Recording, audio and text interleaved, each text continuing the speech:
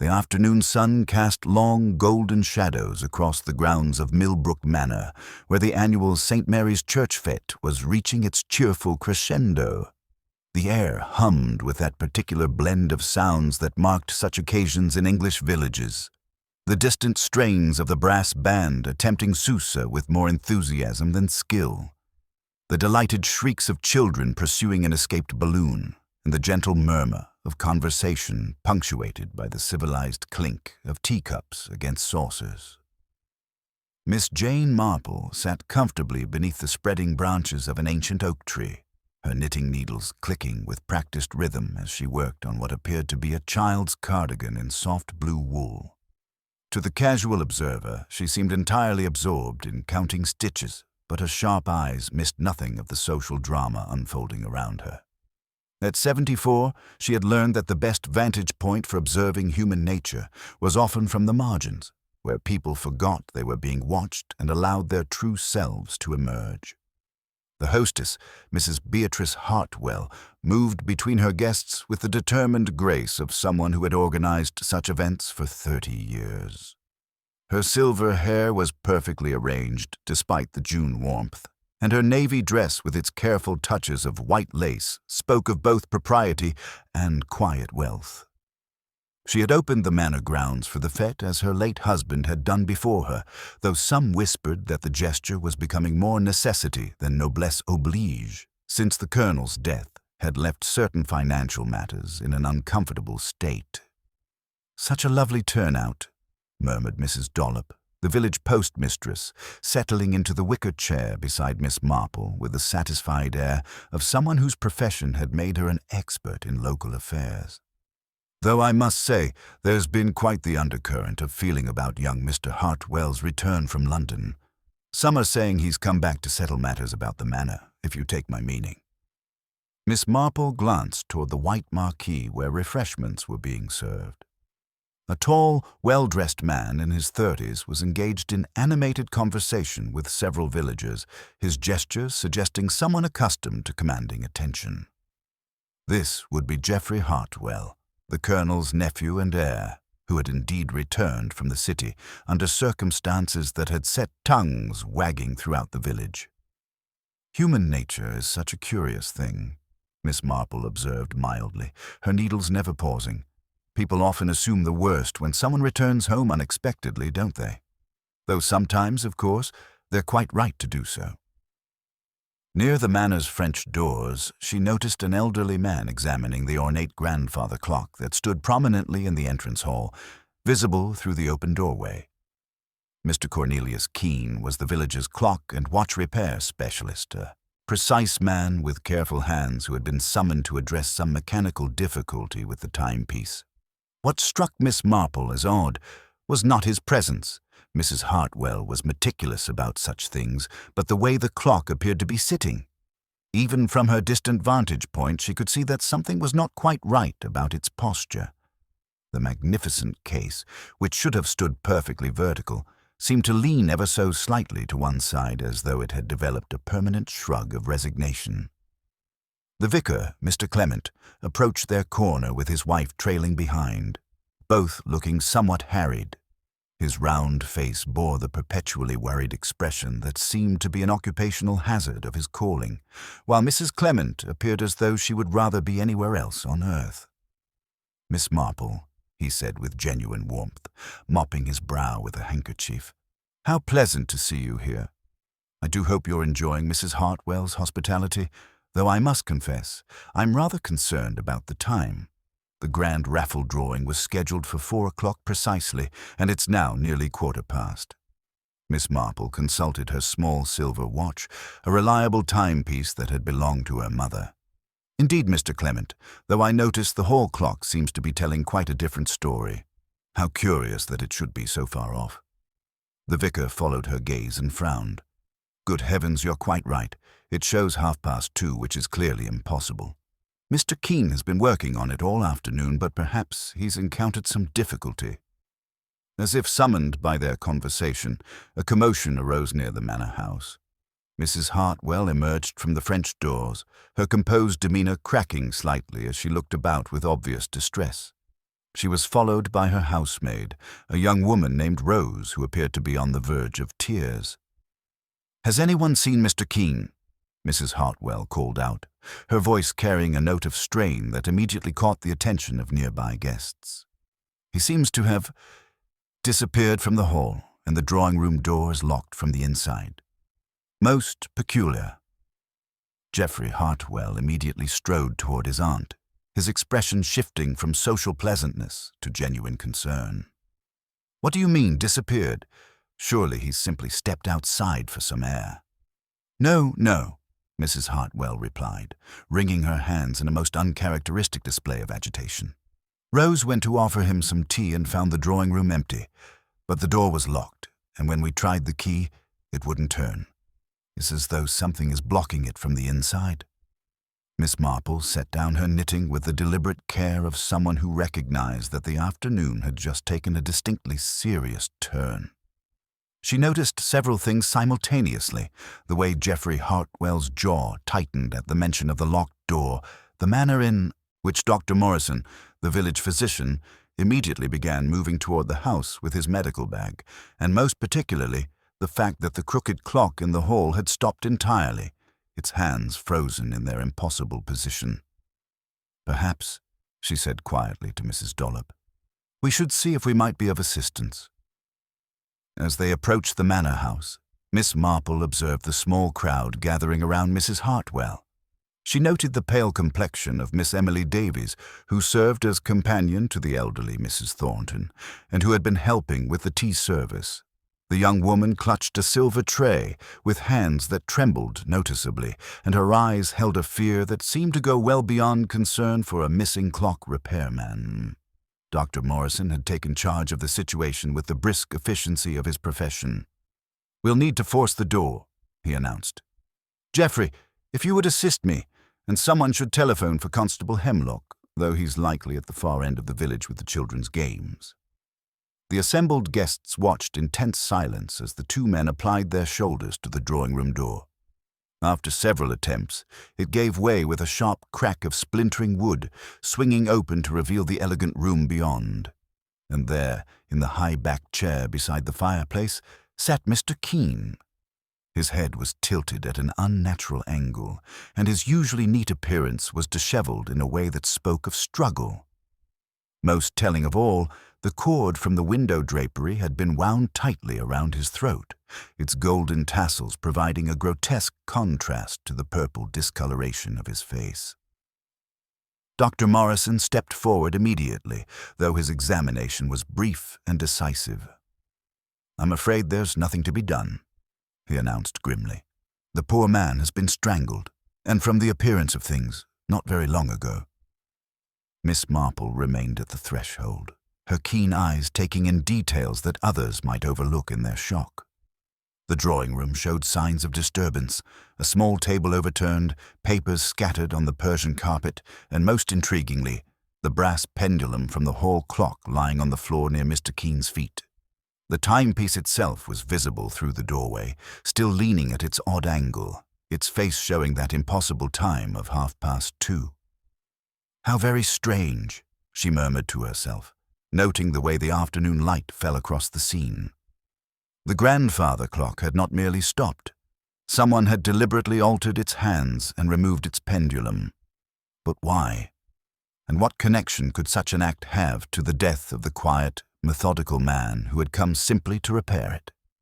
As the initial shock gave way to the grim business of summoning the police and securing the scene, Miss Marple found herself thinking of a case she had once read about in the newspaper, a murder that had hinged entirely upon the manipulation of time itself. The killer had been clever, she recalled, but not quite clever enough to account for every detail. The crooked clock, she suspected, held the key to understanding not just when Mr. Cornelius Keene had died, but why someone had found it necessary to kill him on this particular afternoon, in this particular way.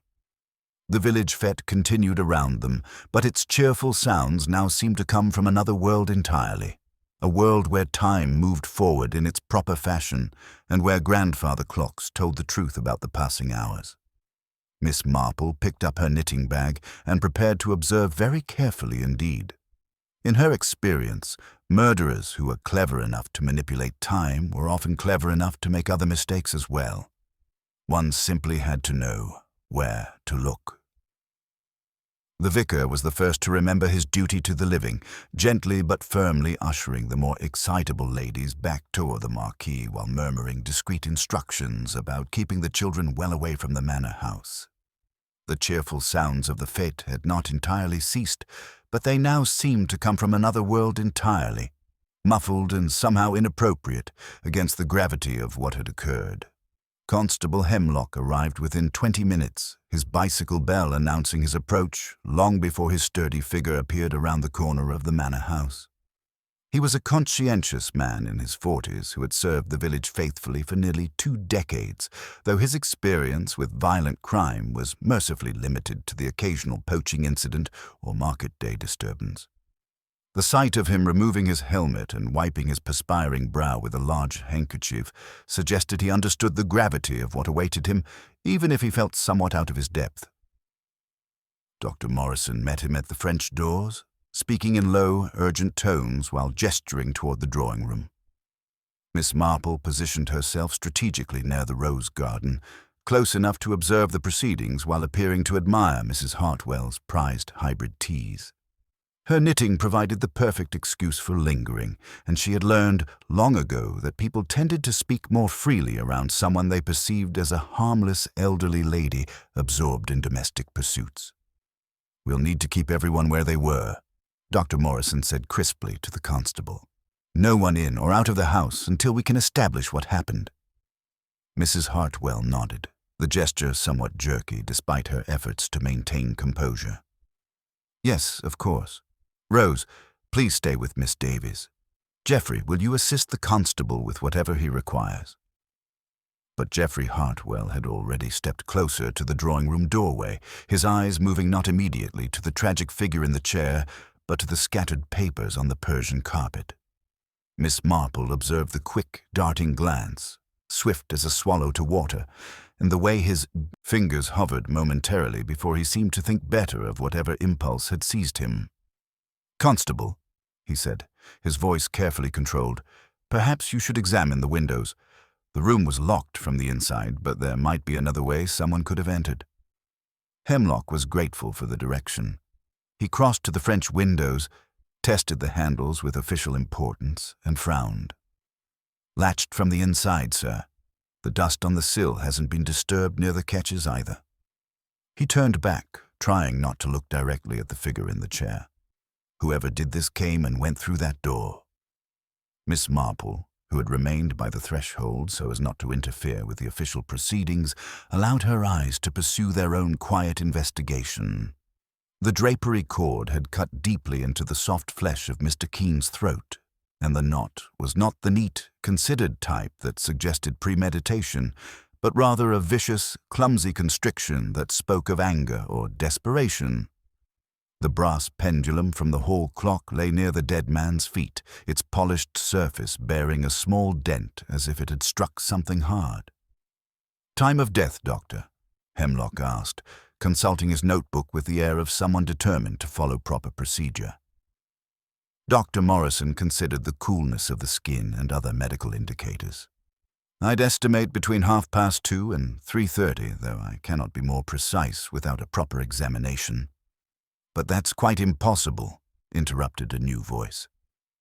Inspector Graves had arrived with the quiet efficiency that marked his profession, having been summoned from the county town.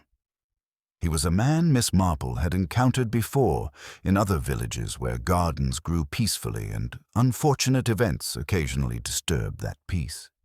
His presence brought an immediate sense of professional competence to the proceedings. "Inspector Graves," Miss Marple acknowledged with a slight nod, which he returned with the respect due to someone whose observations had proved valuable in the past. "Miss Marple," he replied, "I trust you've seen everything and nothing in your usual way." "I've observed only what one cannot help observing," she replied mildly. "It is a terrible thing for Mrs. Hartwell and the village." Graves stepped into the drawing room, his experienced eye taking in the scene methodically. He examined the key still lodged in the lock from the inside, tested the tension of the drapery cord without disturbing it, and glanced toward the French windows. His gaze lingered on the scattered papers and overturned table before moving to the hall clock visible through the doorway. "The clock shows 2:30, he observed, "but Dr. Morrison places the death much later. Someone has been playing games with time, it seems." Young Rose, who had been standing quietly beside her mistress, spoke up with obvious reluctance. "Begging your pardon, sir, but I took Mr. Keen's tea at 3:10. He was alive then, working on that clock and asking if the drawing-room carpet might be lifted because the hall floorboards were all to cock and making the clocks beat uneven. He said uneven ticking set his teeth on edge." "Did you see him bring the pendulum into the drawing-room?" Miss Marple asked gently. Rose nodded. "He had it in his hands when I brought the tea, holding it careful-like, as if it were made of glass. Heavy thing it was, with all that brass at the bottom. I didn't much like the look of it, if you'll permit me saying so." Miss Marple made careful mental notes. "Long case clocks can be very temperamental," she observed to no one in particular. "A small wedge under one corner and the beat writes itself immediately." Inspector Graves was methodically recording witness statements when Miss Marple quietly approached. "Inspector, if I might draw your attention to something." Poor Mr. Keen appears to have been holding something in his left hand. Upon closer examination, they discovered that the dead man's fingers were indeed clutched around a small brass key, not the type used for winding clocks, but rather one that might open a desk drawer or small cabinet. Additionally, Miss Marple had noticed something else during her careful observation. Tucked beneath the front right foot of the hall clock was the corner of what appeared to be a torn ticket, its blue paper barely visible against the dark wood of the floor. "Most interesting," Graves murmured, carefully extracting both items. "A key to what, I wonder? And this ticket fragment, from today's fate, perhaps?" The hall clock itself presented its own puzzle. Deprived of its pendulum, its hands were frozen at 2:30, yet Miss Marple noticed that one of the weights had been drawn higher than the other, as if someone had attempted to wind the mechanism while the pendulum was removed. A futile action that suggested either ignorance of clockwork or extreme agitation. Miss Emily Davies, who had been sitting pale and silent on a nearby chair, suddenly spoke. "I went through the hall at 3:20 for more lemon slices. Mr. Keen said good afternoon to me quite normally. The clock was ticking then, but it sounded angry somehow. A tick that seemed to scold you. I thought it very peculiar." "An angry tick?" Inspector Graves repeated, glancing at Miss Marple, who nodded as if such things were perfectly within her experience. "The clock was working this morning when I dusted," Rose added. "Perfect as you please. But when I passed through around 2:00, it was leaning to one side like it wasn't sitting proper on its base. I thought Mr. Keen had moved it for his work." Geoffrey Hartwell, who had been listening to these exchanges with growing tension, stepped forward. "Inspector, there were some estate papers that my aunt had asked Miss Davies to bring down from the library. Old account books that I was to review after. The fate. They appear to be scattered about the drawing-room floor now." Mrs. Hartwell looked toward the spilled documents with distress. They were in a blue ribbon folder. Nothing of great importance, surely, but Geoffrey had offered to help me understand some of the Colonel's business arrangements. Miss Marple's observant eyes had noted the snapped blue ribbon lying beside an empty foolscap folder. Papers might indeed scatter when tables were overturned, but the methodical way these documents had been spread suggested they had been examined rather than merely displaced by violence. As the afternoon shadows lengthened and the remaining fete guests began to show signs of restlessness, Miss Marple found herself considering the peculiar psychology of the crime. In her experience, murderers who went to elaborate lengths to disguise the time of death usually did so because they required an alibi for a specific period. The crooked clock was not merely mischief, it was a deliberate attempt to create confusion about when Mr. Keen had died. But whose alibi required such careful protection? And what had the quiet, methodical clock repairman discovered among those scattered papers that had made his continued existence inconvenient to someone? The brass key clutched in his dead fingers suggested he had found something locked away, something that someone else desperately wanted to remain hidden. Inspector Graves concluded his initial examination and turned to address the assembled group.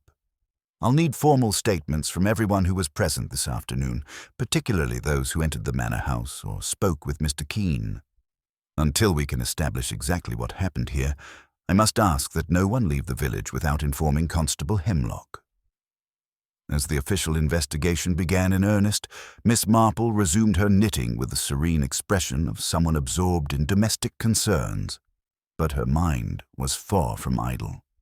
The crooked clock, the missing pendulum, the torn ticket, and the brass key, each was a piece of a puzzle that someone had been very clever in constructing.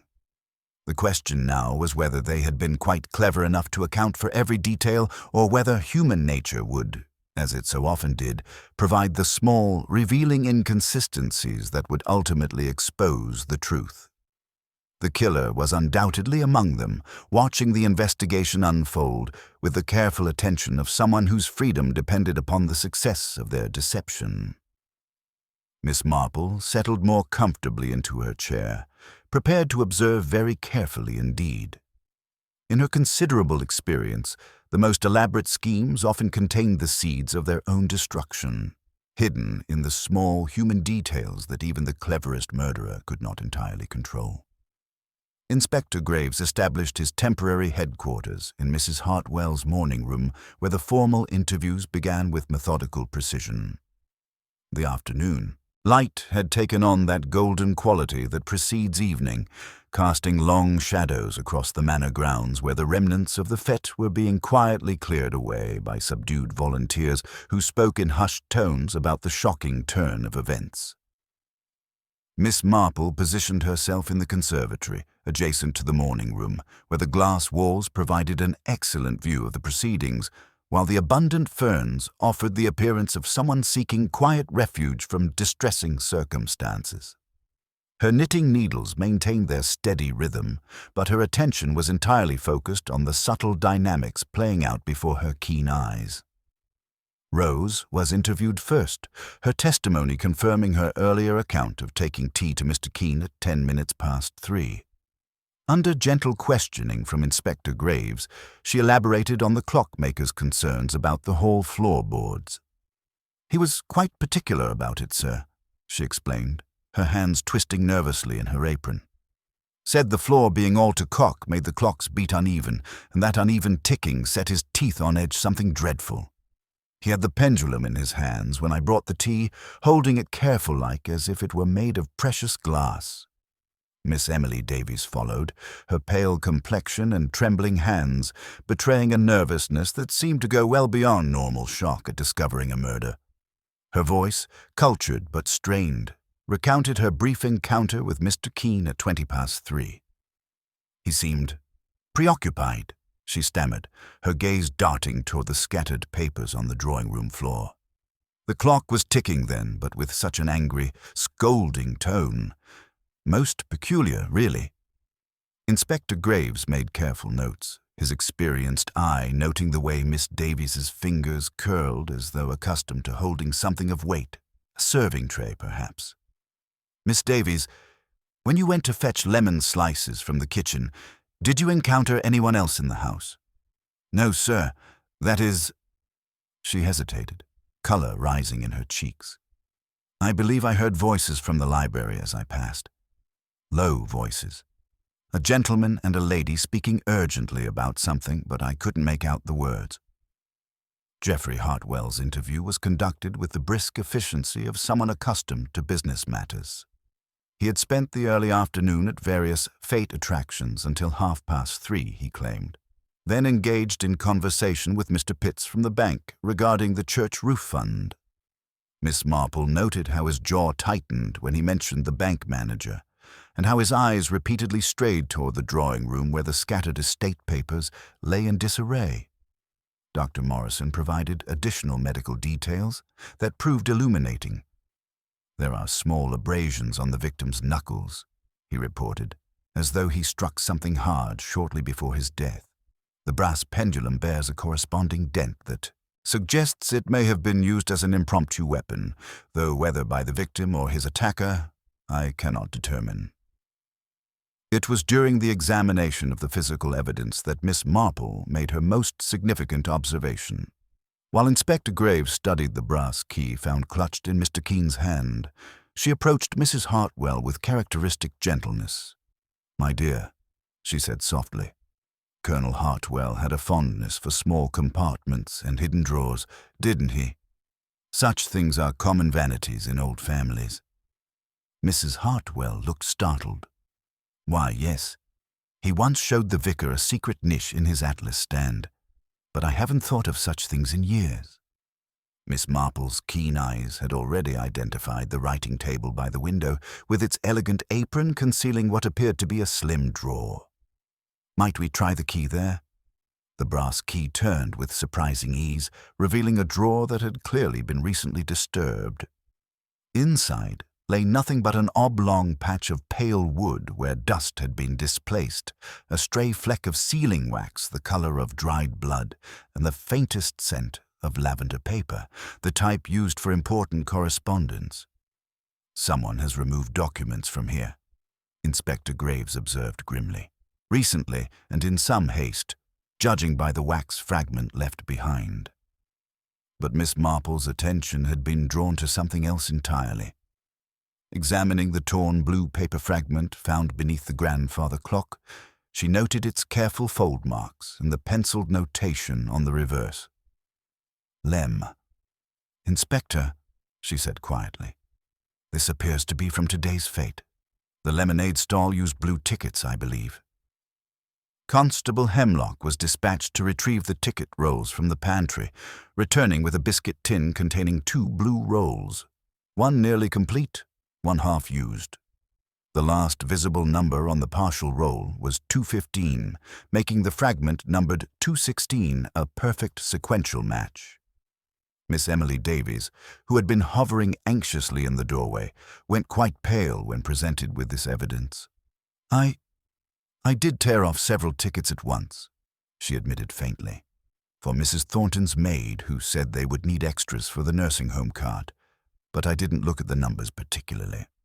Miss Marple observed the young woman's distress with compassion, noting the telltale stains on her cuff that spoke of hours spent handling sugared lemons. "Lemonade is such sticky business," she remarked gently. "Sugar leaves its little traces everywhere, doesn't it?" The psychological picture was becoming clearer with each revelation. Someone had used a lemonade ticket as an improvised wedge to disrupt the grandfather clock's mechanism, creating the angry, irregular ticking that had drawn attention to the timepiece. When that failed to produce the desired effect, they had removed the pendulum entirely, stopping the clock at the crucial time of 2:30, presumably to create confusion about when Mr. Keen had actually died. But why go to such elaborate lengths? Miss Marple suspected the answer lay in whatever documents had been removed from the secret drawer. Mr. Keen, with his methodical nature and sharp eye for detail, had discovered something that someone desperately needed to remain hidden. The brass key in his possession suggested he had been examining the contents of that drawer when his killer struck. As the interviews concluded and the physical evidence was catalogued, Miss Marple found herself considering the psychology of the crime. The killer had been both clever and desperate. Clever enough to devise an elaborate deception involving the manipulation of time itself, yet desperate enough to commit murder in broad daylight with a house full of potential witnesses. The question now was which of the afternoon's guests possessed both the knowledge to access Mrs. Hartwell's secret drawer and the opportunity to commit the deed. Miss Marple suspected that the answer lay not in alibis or physical evidence alone, but in understanding the human motivations that drove someone to such extreme measures. The crooked clock stood silent in the hall, its hands frozen at that impossible time, but Miss Marple's methodical mind continued its steady work. In her considerable experience, the most elaborate deceptions often contained the seeds of their own destruction, hidden in the small human details that even the cleverest murderer could not entirely control. Someone among them was living with a secret so dangerous they had been willing to kill to protect it, and Miss Marple was beginning to suspect she knew who that someone might be. Evening settled over Millbrook Manor with an unusual stillness, as though the very air had grown heavy with unspoken secrets. Inspector Graves had established his headquarters in the morning room, where the soft glow of table lamps cast long shadows across his carefully organized notes and evidence. The remaining members of the household moved through their evening routines with the subdued manner of people who understood that normalcy had been fundamentally disrupted. Miss Marple accepted Mrs. Hartwell's invitation to remain for dinner with the gracious air of someone conferring rather than receiving a favor, though her true purpose was the opportunity to observe how the suspects behaved when the formal constraints of police questioning were temporarily lifted. She had learned long ago that people often revealed their most telling characteristics during the supposedly casual moments between official interrogations. As they gathered in the dining room, hastily prepared by Rose, whose red-rimmed eyes spoke of tears shed in the privacy of the kitchen, Miss Marple noted the subtle changes in social dynamics. Geoffrey Hartwell had assumed the role of host with practiced ease, yet his eyes repeatedly strayed to the empty chair where his uncle had once presided. Miss Emily Davies pushed food around her plate without appetite, her reticule never far from her side, its unusual bulkiness catching Miss Marple's attention once again. Poor Mr. Keene was such a methodical man, Mrs. Hartwell murmured as the soup course was served. 15 years he'd been tending our clocks. I cannot fathom why anyone would wish him harm.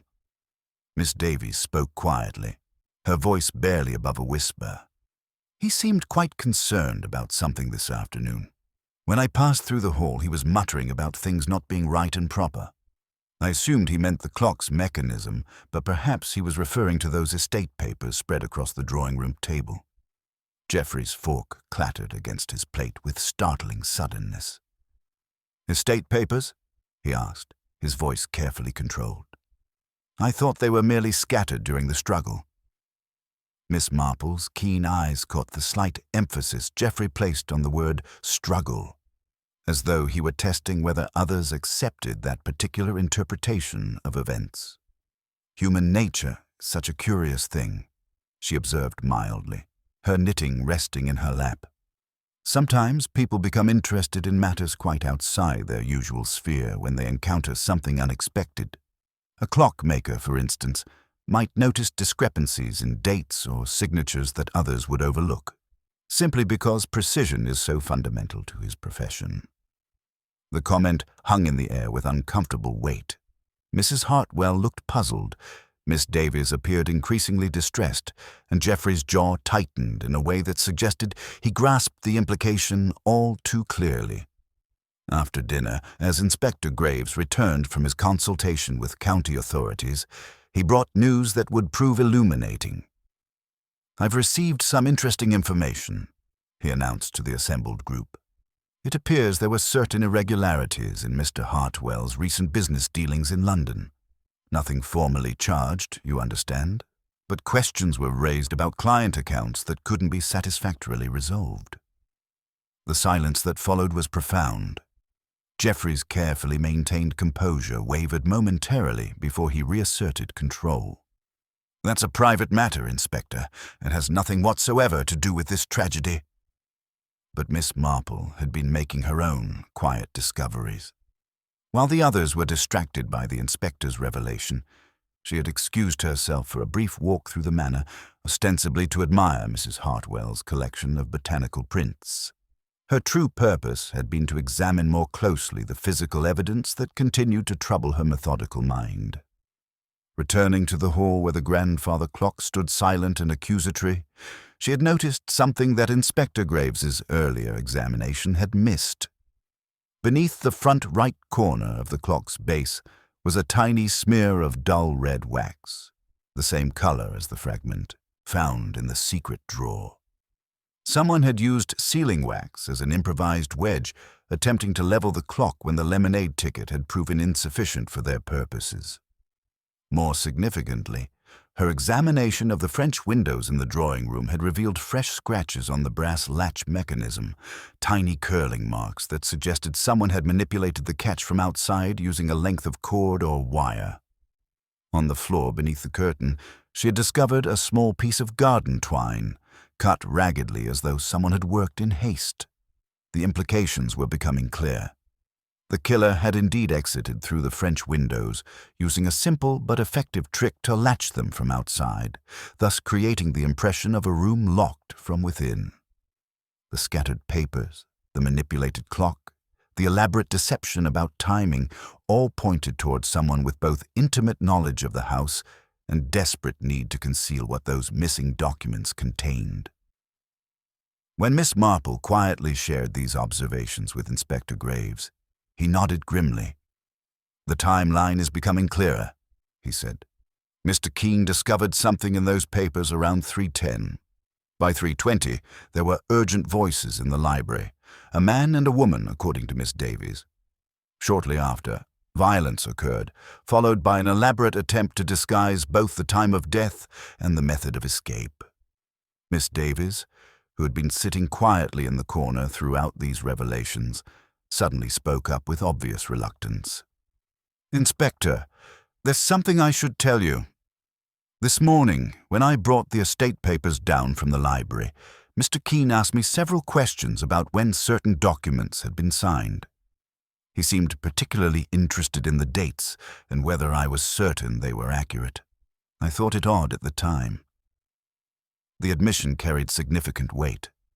Geoffrey's face had gone quite pale, and Miss Marple observed how his hands clenched and unclenched behind his back, a telling sign of internal struggle. The psychological pressure was beginning to show its effects, and she suspected they were approaching the moment when someone's carefully constructed facade would finally crack. "The thing about family documents," Miss Marple said gently, her needles resuming their steady rhythm, "is that they often reveal more than their creators intended. A man trained in precision, like a clockmaker, might notice when signatures don't quite match their supposed dates, or when the ink appears fresher than it should be for documents of a certain age." Miss Davies's reticule slipped from her lap, and as she bent to retrieve it, several items scattered across the floor, including a small leather document wallet that she quickly tried to conceal. But Miss Marple had seen it, and more importantly, had noted the way Geoffrey's eyes fixed on it with unmistakable recognition and fear. The crooked clock in the hall might have stopped telling time, but Miss Marple's methodical mind continued its steady work. The pieces of the puzzle were arranging themselves with the inexorable logic of a well-made timepiece, and she sensed they were very close indeed to understanding not just how Mr. Cornelius Keene had died, but why someone had found it necessary to silence him on this particular afternoon. The truth, she reflected, was like time itself. It could be temporarily disrupted, manipulated, even stopped, but it possessed its own momentum that would ultimately carry it forward to its proper conclusion. And that conclusion, she suspected, would prove as shocking to this quiet village as the murder itself had been. The leather document wallet lay upon the Persian carpet like a confession waiting to be read, its worn brass clasp catching the lamplight as Inspector Graves approached, with the measured deliberation of someone who understood that crucial moments often arrived disguised as accidents. Miss Davies remained frozen in her chair, her face drained of all color, while Geoffrey Hartwell took an involuntary step forward, his eyes fixed upon the wallet with unmistakable recognition and dread. "If I may examine this," Inspector Graves said quietly, his tone carrying the authority that made refusal impossible. Miss Davies nodded mutely, her hands trembling as she watched him carefully extract the wallet's contents and arrange them upon the polished table with methodical precision. The items told their own story with devastating clarity. A stub of dull red sealing wax, identical in color to the fragment found beneath the grandfather clock. A folded note on lavender paper, faintly scented and written in Mr. Keene's careful hand. A small pencil and a coil of blue thread. And most significantly, the snapped blue ribbon that had once bound the colonel's estate papers, now lying like an accusation against the dark wood. Mrs. Hartwell made a soft, involuntary sound at the sight of the familiar ribbon. "That was from the colonel's folder," she whispered, her voice barely audible. "I tied it myself only yesterday when I asked Emily to bring the papers down from the library." Inspector Graves unfolded the lavender note with careful attention to its creased edges and precise script. "Written in Mr. Keen's hand," he observed, his voice carrying across the suddenly silent room. "It reads, 'Madame, I crave a private word at your convenience respecting the genuineness of certain signatures among the late Colonel's memoranda. I will return the key when you are at leisure. C.K.'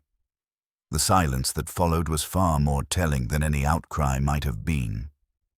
Geoffrey's breathing quickened almost imperceptibly. Miss Davies closed her eyes as though hoping to make the moment disappear, and Miss Marple's knitting needles continued their steady rhythm without dropping a single loop, though her keen eyes missed nothing of the psychological drama unfolding before her. At that moment, Constable Hemlock appeared in the doorway with the apologetic urgency of someone bearing unwelcome news. "Inspector, found something in the shrubbery beneath the drawing-room windows," he announced, producing a length of garden twine, frayed where it had been hastily cut, and a silver fountain pen with a mangled nib and bent barrel. The initials engraved upon its surface read clearly. G.H. Jeffrey's carefully maintained composure finally began to crack. "I lost that pen during the fete," he said too quickly, his voice pitched slightly higher than natural. "I've been searching for it all afternoon. There was a treasure hunt near the croquet lawn, children everywhere. Someone might have picked it up and dropped it in the shrubbery later." "A treasure hunt that led to the exact spot beneath the drawing-room windows?" Inspector Graves inquired with mild curiosity.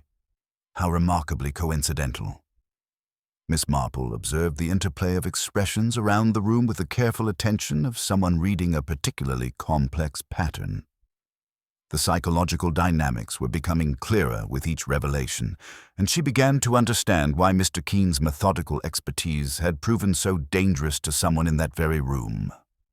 "The thing about fountain pens," she said gently, her voice carrying the weight of long experience with human nature, "is that they leave such distinctive marks when the nib is damaged.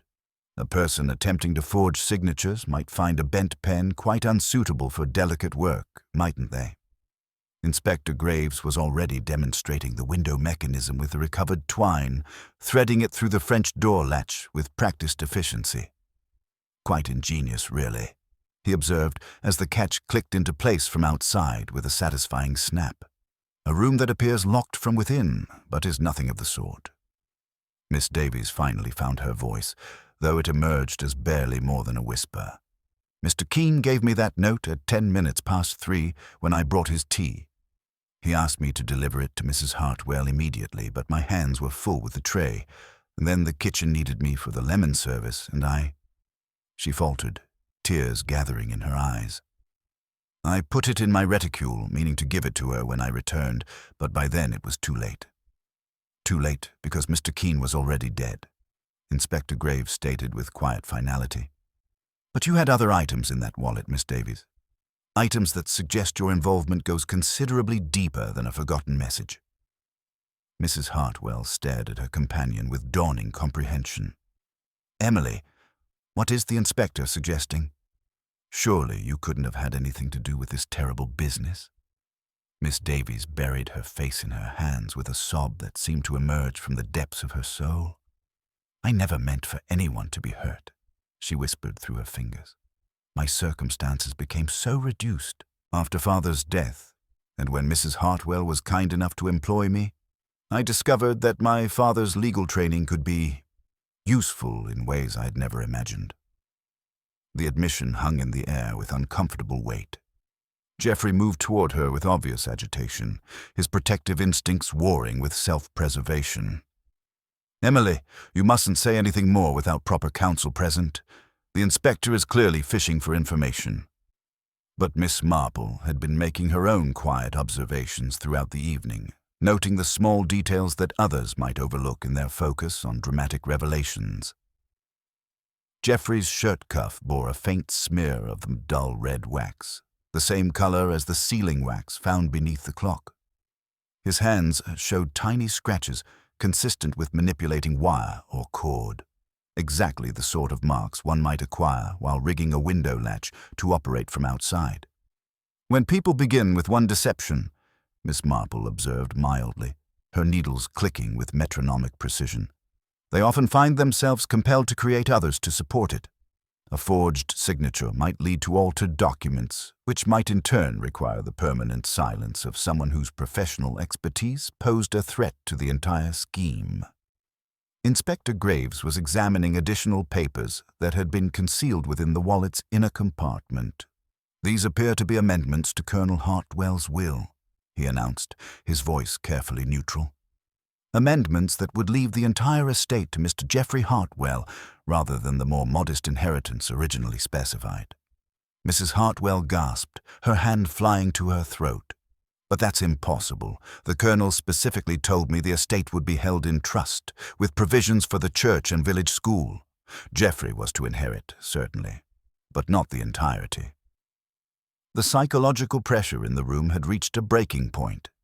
Geoffrey's face was pale with perspiration, his earlier charm replaced by the desperate calculation of someone whose carefully constructed world was collapsing around him.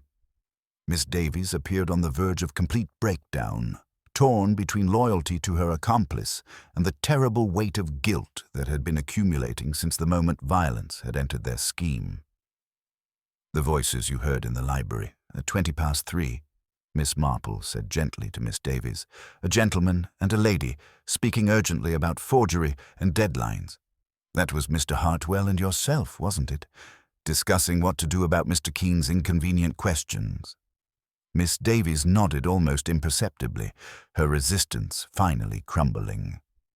"Geoffrey said it would be simple to explain away any discrepancies. That Mr. Keen was just a clockmaker after all, not a legal expert. But when he began asking such specific questions about dates and inconsistency, we realized he understood far more than we had anticipated." Geoffrey's control finally snapped entirely. "She's confused, Inspector. The strain of recent events has clearly affected her judgment. You cannot seriously believe that I would harm a harmless old man over some minor estate matters." But the evidence was mounting with inexorable logic. The forged documents, the manipulated timepiece, the elaborate deception about the locked room, all pointed towards someone with both intimate knowledge of the house and desperate need to conceal what those missing papers contained. Mr. Keen, with his methodical nature and sharp eye for detail, had discovered something that someone was willing to kill to keep hidden. Miss Marple set down her knitting with the deliberate care of someone who had seen enough. The crooked clock in the hall might have stopped telling time, but the real timepiece, the methodical progress of justice, continued its inexorable advance toward the moment when all deceptions would be exposed and all accounts settled. "Inspector," she said quietly, "I believe we are very close indeed to understanding not just how poor Mr. Keen died, but why someone found it necessary to silence him on this particular afternoon. The truth, like time itself, has its own momentum that carries it forward to its proper conclusion." The assembled company waited in tense silence as the final pieces of the puzzle arranged themselves with the precision of a well-made clock, each element clicking into place with the satisfying certainty of mechanical truth. The mystery of the crooked clock was approaching its resolution, and with it, the exposure of a scheme that had begun with simple greed and ended in the ultimate crime.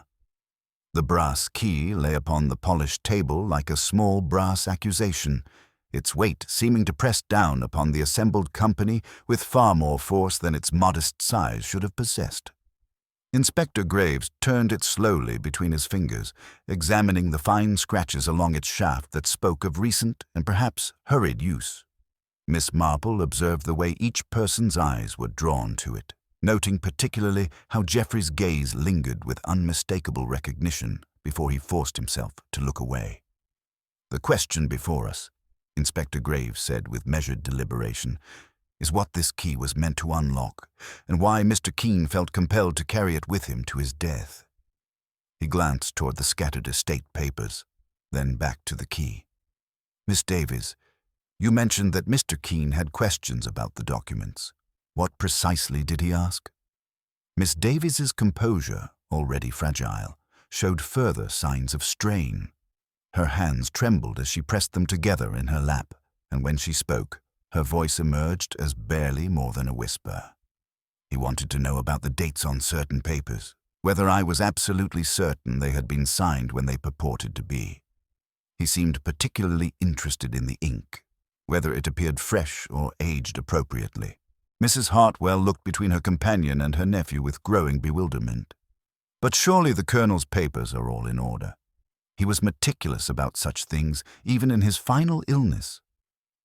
That is precisely what troubles me, Miss Marple said gently, her knitting needles resuming their steady rhythm. A clockmaker develops an eye for inconsistencies, you see. When something is not quite right, a gear that doesn't mesh properly, a spring that's been recently disturbed, they notice immediately. Mr. Keene's profession would have made him sensitive to any irregularities in documents, particularly regarding dates and timing. Inspector Graves had been studying the writing table by the window, and now approached it with purposeful attention. Mrs. Hartwell, this desk belonged to your late husband, I presume. Are you familiar with all its compartments? Why, yes, of course, though the Colonel did have a fondness for small hiding places. He once showed me a secret drawer, though I confess I haven't thought of it in months. Mrs. Hartwell approached the desk with obvious reluctance, as though dreading what they might discover. The brass key fitted the hidden drawer with perfect precision, turning with the smooth action of a well-maintained mechanism. Inside, they found not documents, but rather the ghostly impression of papers recently removed, an oblong space in the accumulated dust, a few fragments of sealing wax, and most tellingly, a torn corner of parchment bearing part of a legal seal and a fragment of the Colonel's distinctive signature. Geoffrey's face had gone quite pale, and Miss Marple noticed how his breathing had become shallow and rapid. Miss Davies appeared on the verge of complete collapse, her reticule clutched so tightly in her hands that her knuckles showed white through the skin. Someone has removed the original documents from this drawer, Inspector Graves observed grimly. Recently, and in considerable haste, judging by the torn fragment left behind.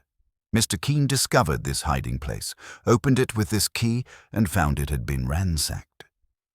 Miss Marple had been observing the psychological dynamics between Geoffrey and Miss Davies with her characteristic attention to human nature. When people enter into deception together, she said quietly, they often find that trust becomes a very fragile thing. Each begins to wonder whether the other might betray them to save themselves. What are you implying? Geoffrey demanded, his voice pitched higher than usual with strain. I am suggesting, Miss Marple replied with gentle firmness, that Mr. Keene's discovery of the empty drawer created a crisis that required immediate action. Someone needed to silence him before he could reveal what he had found, or more precisely, what he had not found where it should have been. Rose appeared in the doorway, wringing her hands with obvious distress. Begging your pardon, Inspector, but I've been thinking about this. Morning when I was cleaning. The Colonel's study. Someone had been in there before I arrived. Papers were disturbed on his desk, and there was ash in the fireplace that hadn't been there the night before. Fresh ash, as though something had been burned recently. Inspector Graves immediately dispatched Constable Hemlock to examine the fireplace, while Miss Marple continued her gentle but relentless psychological pressure. The curious thing about forgery, she observed, is that it requires not just skill, but also the destruction of evidence. Original documents must be disposed of, seals must be removed and reused, and great care must be taken with timing and witnesses. Miss Davies let out a small, involuntary sob. I never meant for anyone to be hurt, she whispered, the words seeming to escape despite her obvious effort to contain them. When Father died and left me with nothing, I thought I could use his legal training to help myself. Mrs. Hartwell was so kind to employ me, and when Geoffrey explained about his difficulties in London— Emily, you mustn't say another word, Geoffrey interrupted sharply. But his warning came too late. The admission hung in the air between them like a confession already half-spoken. Constable Hemlock returned from the study bearing a small collection of items retrieved from the fireplace. Fragments of parchment with official seals, the remains of blue ribbon, and several pieces of red sealing wax that had been softened and reformed. The evidence of document destruction was unmistakable. "Mr. Keene discovered all of this, didn't he?" Inspector Graves said, his voice carrying the weight of accumulated certainty. He found the empty drawer, saw the evidence of forgery, and realized that someone had been systematically replacing the Colonel's genuine documents with fabricated ones. Miss Marple had been studying Geoffrey's face throughout these revelations, noting the subtle signs of a man whose carefully constructed world was collapsing around him. "The thing about desperate people," she said softly, "is that they often make the mistake of believing that one more deception will solve all their problems. But deception, like clockwork, requires precise coordination. When one element fails, the entire mechanism becomes unreliable."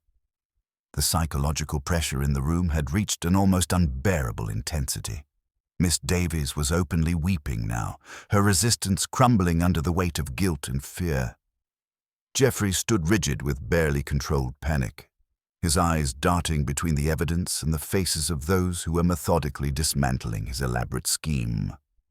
Inspector Graves consulted his notes with the air of someone preparing to draw final conclusions. "We have established motive, financial desperation, and the need to conceal fraud. We have established means, access to the documents, knowledge of the house, and opportunity during the fete. What remains is to determine exactly how Mr. Keene's discovery led to his death." Miss Marple set down her knitting with the deliberate care of someone who had reached a definitive understanding. "I believe," she said quietly, "that we are very close indeed to comprehending not just the mechanics of this crime, but the human tragedy that made it seem necessary to those who committed it." The crooked clock in the hall continued its silent accusation, its hands frozen at 2:30, while the real timepiece of justice moved inexorably toward the moment when all deceptions would be exposed and all accounts settled. The mystery was approaching its resolution, but Miss Marple sensed that the most revealing moments were yet to come, those crucial instances when human nature, pressed beyond its limits, would finally reveal its true character. The evening shadows lengthened across the manor grounds, and somewhere in the gathering darkness, the truth waited to emerge with all the precision and inevitability of a well-made clock striking the hour. The evening shadows had deepened considerably when Inspector Graves made his most significant discovery, one that would prove decisive in unraveling the carefully constructed deception. At Miss Marple's gentle suggestion, he had been examining the grandfather clock more thoroughly, and his methodical search revealed something that even the most cunning murderer had failed to anticipate. "Inspector," Miss Marple said quietly, observing the way Geoffrey's eyes followed every movement around the timepiece. "Mr. Keene was a most methodical man. In my experience, such people often leave themselves reminders in the most practical places." Graves carefully opened the clock's base panel with tools from Mr. Keene's own kit, and there, tucked behind the weight mechanism where only a clockmaker would think to look, lay a folded calling card. The discovery sent a visible tremor through Geoffrey, while Miss Davies pressed her handkerchief to her lips with obvious distress. Unfolding the card with careful fingers, Inspector Graves read aloud, "Cornelius Keene," and below in neat pencil notation, 318, drawer empty. Wax residue, seal impression poor. GH pen bent. Note to Mrs. H in reticule. Return key. The silence that followed was profound, broken only by the distant sound of the last fate volunteers clearing away bunting in the gathering dusk. Mr. Keene's final observations lay before them like a clockmaker's precise diagnosis of a mechanism gone wrong. each detail noted with the methodical care that had ultimately cost him his life. Miss Marple's keen eyes moved between Geoffrey and Miss Davies, noting the telltale signs that confirmed her growing suspicions.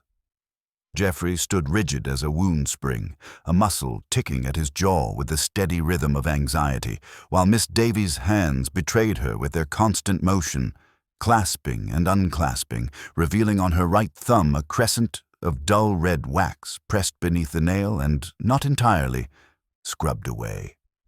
Before anyone could respond to this damning evidence, Constable Hemlock appeared with Mr. Pitts, the bank manager, whose nervous demeanor and worried expression suggested he understood the gravity of the situation. His testimony would prove crucial to establishing the precise timeline of events. "Inspector," Mr. Pitts began, worrying his hat brim with anxious fingers, "Hemlock said you wished to know about my conversation with Mr. Geoffrey this afternoon. We spoke from shortly before 3:30 until nearly 10 minutes to 4, though not continuously." "Not continuously?" Graves inquired, his pencil poised above his notebook. "Oh no, he left me twice.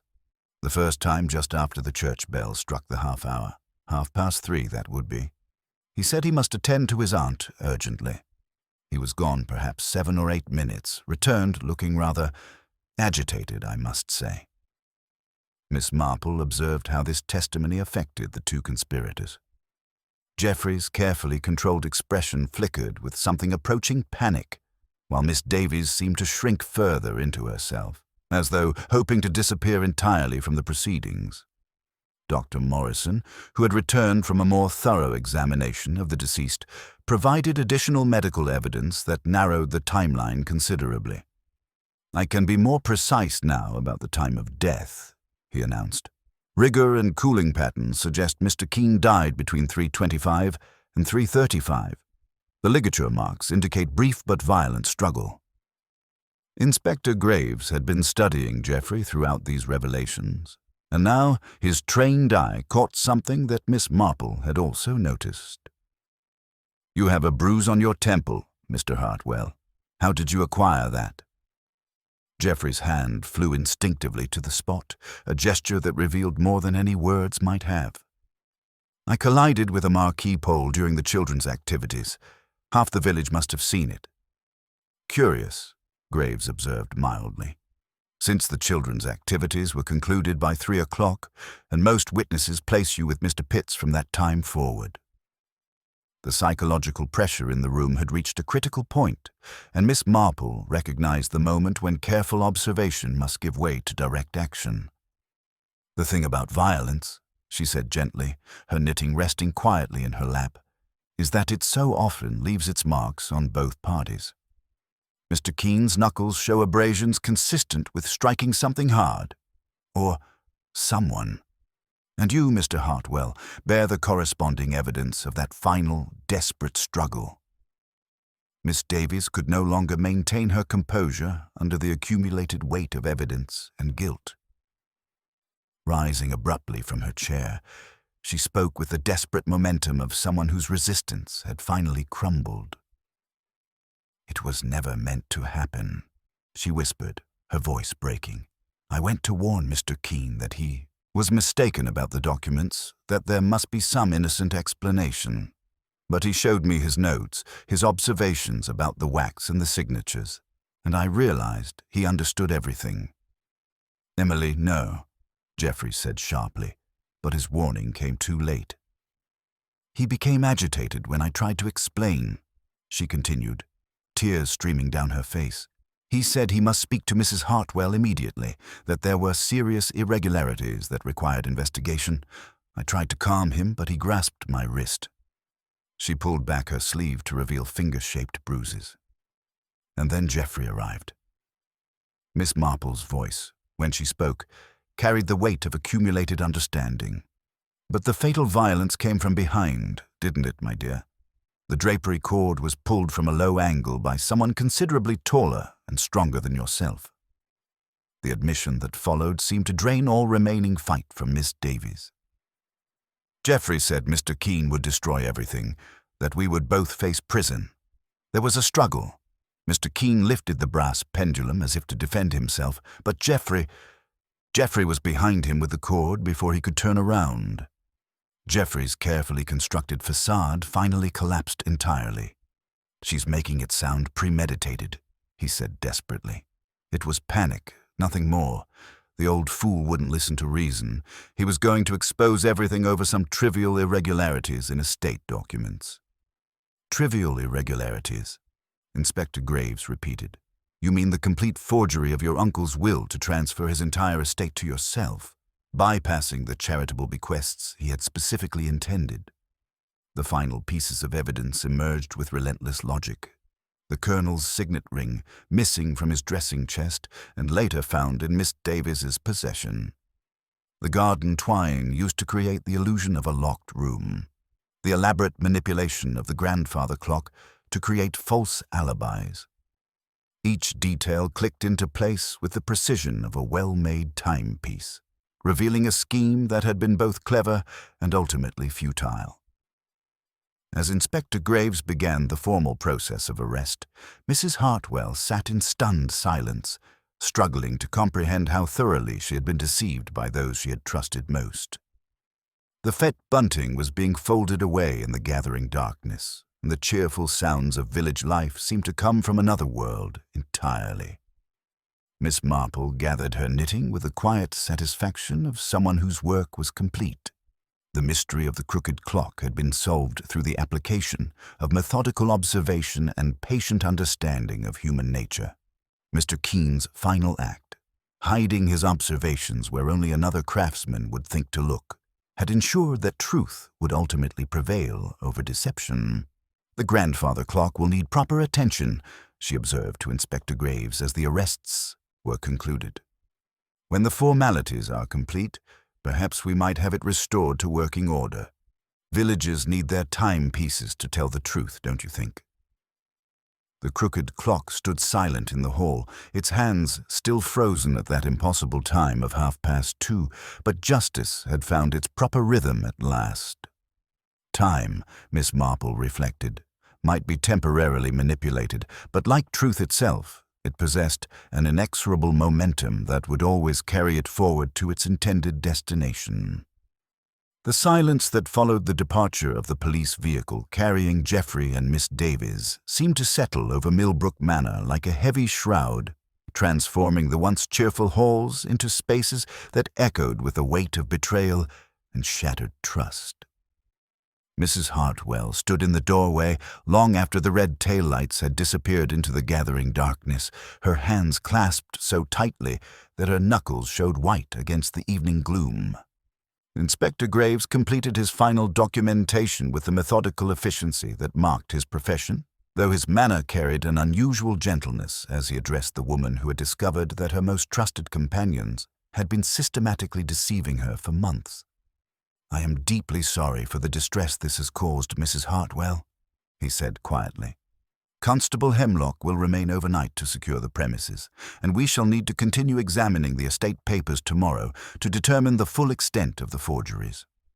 Miss Marple, who had observed the evening's proceedings with her characteristic blend of compassion and analytical precision, approached Mrs. Hartwell with the quiet authority of someone who understood both human tragedy and the healing power of simple kindness.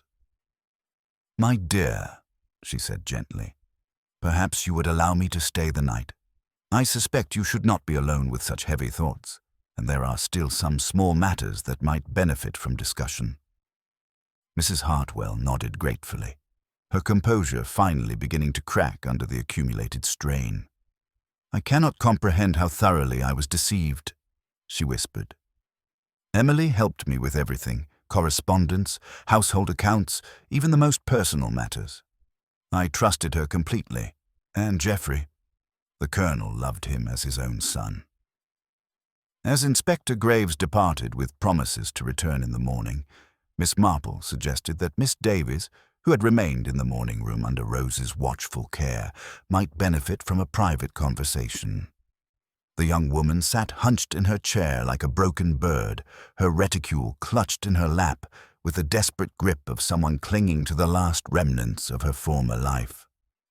"My dear," Miss Marple began, settling into the chair opposite with her knitting bag, "I've found that in moments of great distress, it often helps to speak of things as they truly were, rather than as we wished them to be."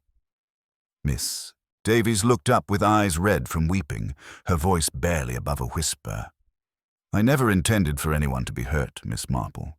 When I discovered the Colonel's secret drawer and realized what those documents contained, I thought I could simply correct what seemed like an oversight." Miss Marple's needles resumed their gentle rhythm, providing a soothing counterpoint to the young woman's halting confession. "The thing about small deceptions," she observed mildly, "is that they have a way of growing, rather like bindweed in a garden. One begins with what seems like a harmless adjustment, and before one realizes it, the entire structure has become strangled by falsehood." The full story emerged with painful clarity through Miss Davies' tearful account. Her father's death had left her in reduced circumstances that bordered on desperation, and her employment as Mrs. Hartwell's companion had seemed like salvation until she discovered the extent of the Colonel's charitable bequests. Geoffrey's mounting financial difficulties in London, gambling debts and questionable investments that threatened criminal prosecution, had made him a willing conspirator when she approached him with her scheme. "We told ourselves we were simply correcting an injustice," Miss Davies whispered, her hands twisting in her lap. "Geoffrey said the Colonel had always intended him to inherit the entire estate, that the charitable provisions were merely formal gestures that could be quietly adjusted. We convinced ourselves that no one would be harmed by our alterations." Miss Marple listened with the patient attention of someone who had heard similar justifications many times before. "And the clock, my dear? That elaborate deception with the timing?" "I wedged a lemonade ticket beneath it early in the afternoon, thinking that if it appeared temperamental, people might later question Mr. Keene's observations about timing. When Geoffrey came to me in panic after what happened, I thought if I could make the time seem confused, the inspector might accept other uncertainties." Her voice broke entirely. "I never imagined it would draw more attention to exactly what we were trying to hide." Inspector Graves returned briefly to collect Miss Davies's formal statement, his manner professional, but not unkind. "The distinction between planning and participating will be taken into account," he assured her quietly. "The law recognizes degrees of culpability, though it cannot erase the consequences of your actions." As the manor settled into its troubled evening quiet, Miss Marple found herself once again standing before the grandfather clock that had provided the key to unraveling the entire mystery. Its hands remained frozen at that impossible time of 2:30, a permanent reminder of the afternoon's tragic deception. "Clocks are such honest things," she murmured to Mrs. Hartwell, who had joined her in the hall. "They tell us exactly what time it is, without artifice or deception. When someone tries to make them lie, they become quite obviously wrong to anyone who knows how to read them properly." By morning, the news had spread through the village with the inexorable efficiency of small-town gossip. Mrs. Dollop at the post office found herself the center of unprecedented attention as neighbors arrived with transparent excuses for postal business while hoping to glean additional details about the shocking arrests. The transformation of quiet Emily Davies into a forger and Geoffrey Hartwell into a murderer provided enough scandal to fuel conversations for months to come. "Who would have thought it?" Mrs. Giles from the bakery exclaimed to anyone willing to listen. "Such a respectable young man, and that quiet Miss Davies. Still waters running deep, as they say." Miss Marple, making her way through the village on her morning errands, listened to these discussions with the philosophical acceptance of someone who understood that community gossip served its own important function in processing shocking events. The village was beginning its natural healing process, weaving the tragedy into its collective narrative in ways that would eventually restore a sense of moral order and social stability. When Inspector Graves completed his final examination of the evidence that afternoon, he found Miss Marple in the conservatory, her knitting providing its usual excuse for quiet observation. "A thorough piece of detective work," he acknowledged with genuine respect.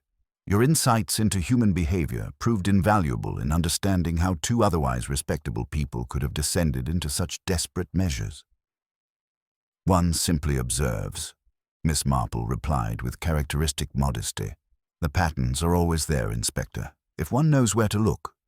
Mr. Keene, with his clockmaker's eye for precision, noticed irregularities that others might have overlooked. His professional expertise made him sensitive to the small inconsistencies that revealed the larger deception. As the formal investigation concluded and the manor began its slow return to normalcy, Miss Marple reflected on the human capacity for self-deception that had enabled such an elaborate scheme to develop.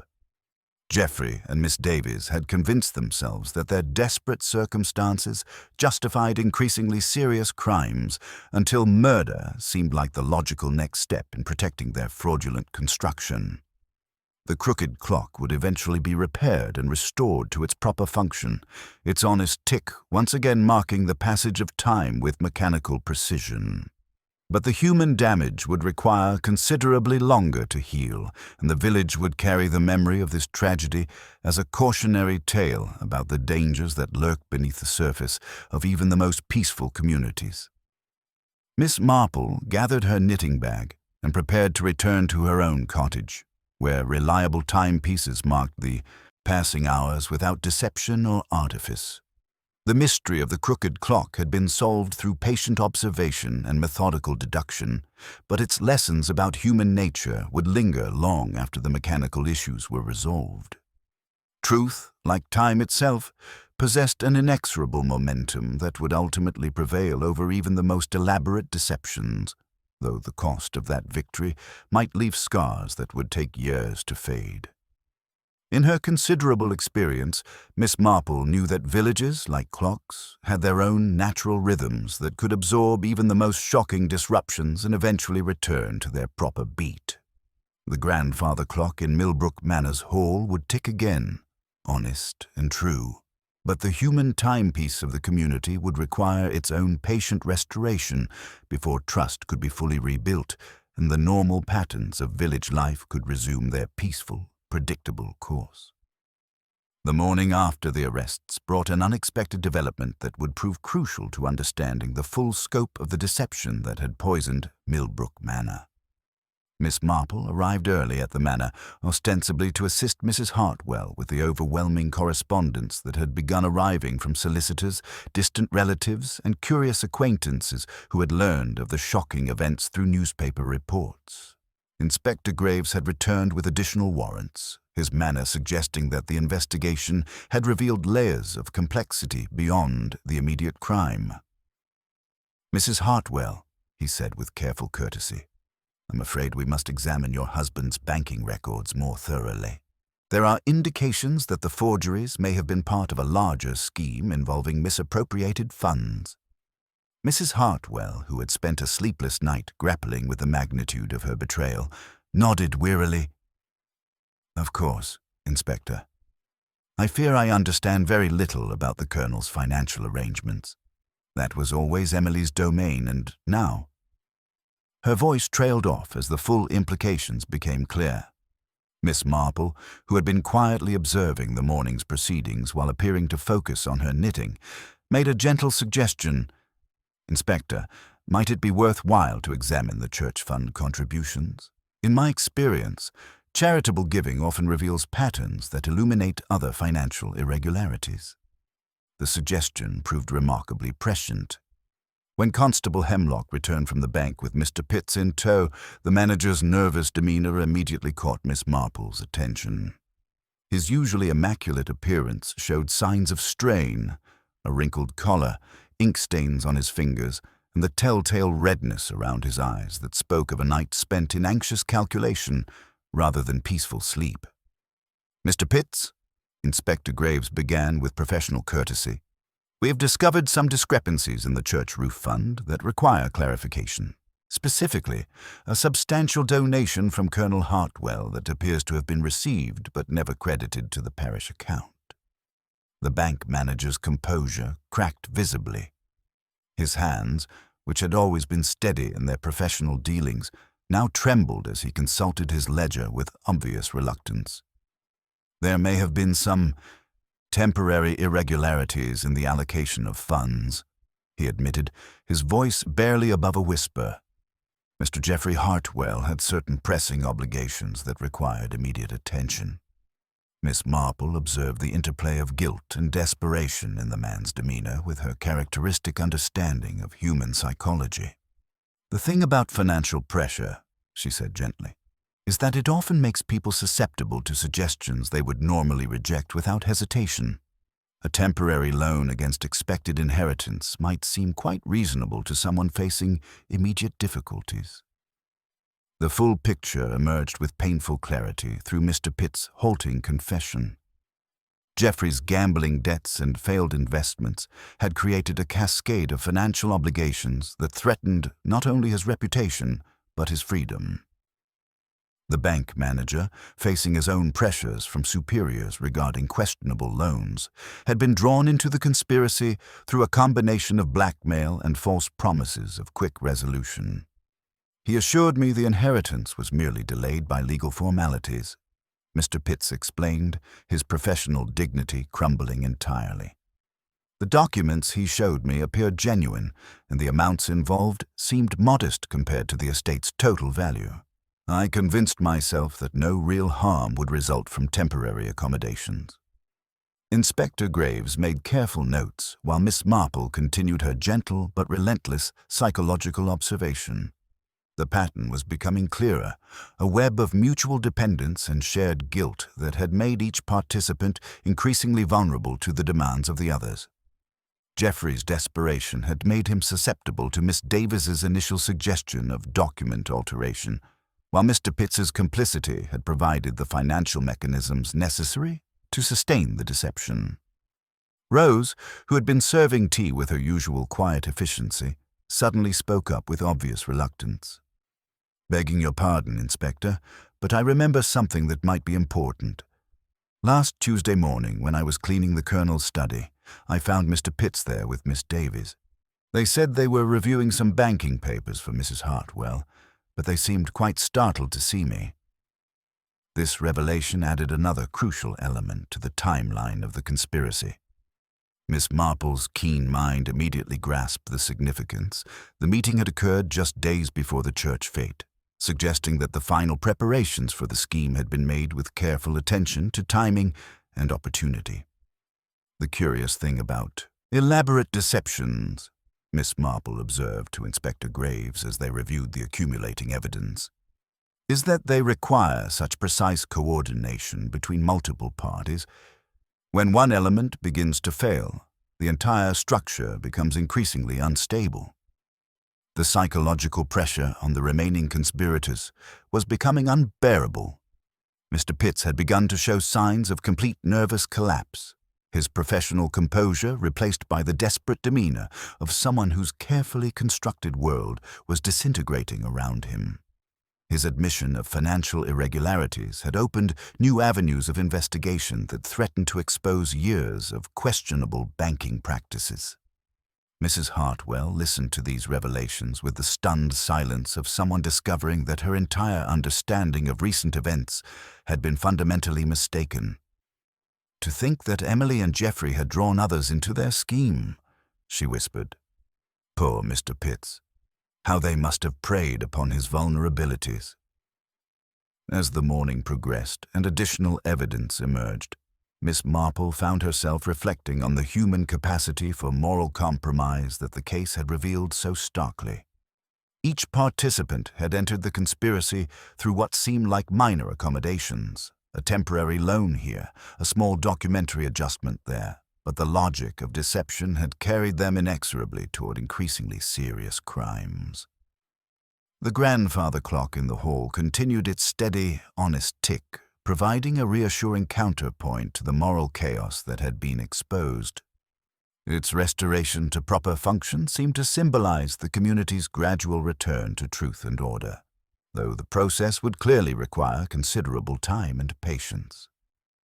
Inspector Graves concluded his morning's work with the satisfaction of someone whose investigation had revealed the full scope of a complex criminal enterprise. "We'll need formal statements from everyone involved," he announced, "and a complete audit of all financial transactions related to the estate and church funds." As the official proceedings continued, Miss Marple prepared for what she sensed would be the final phase of the investigation. The mechanical elements of the crime had been thoroughly exposed, but she suspected that the most revealing insights into human nature were yet to emerge. In her considerable experience, the moments of greatest psychological pressure often produced the most illuminating revelations about character and motivation.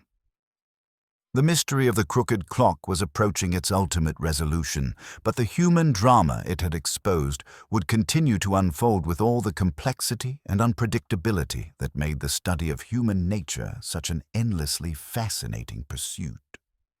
The village would eventually heal from this trauma, but the lessons learned about trust, deception, and the fragility of moral certainty would resonate long after the immediate crisis had passed.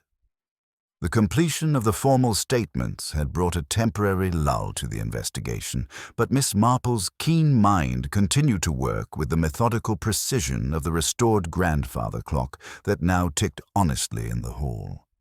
As Inspector Graves organized his accumulated evidence, she found herself drawn once again to Mr. Keen's final observations, particularly his complaint about the hall floorboards being alter-cock and affecting the clock's steady beat. "Inspector," she said quietly, approaching him as he prepared to conclude the day's proceedings, "I believe poor Mr. Keen may have left us one final message, though perhaps not in the way he intended." Graves looked up from his notes with the respectful attention he had learned to pay to Miss Marple's seemingly casual observations. "What sort of message, Miss Marple?" "The sort that a methodical craftsman might leave without realizing its significance," she replied, her eyes fixed on the grandfather clock. "Mr. Keen complained specifically about uneven floorboards disturbing the clock's mechanism. Rose mentioned that he asked about lifting the carpet because the floor beneath was alter-cock. In my experience, when a man of his precision uses such specific language, there is usually a very particular reason."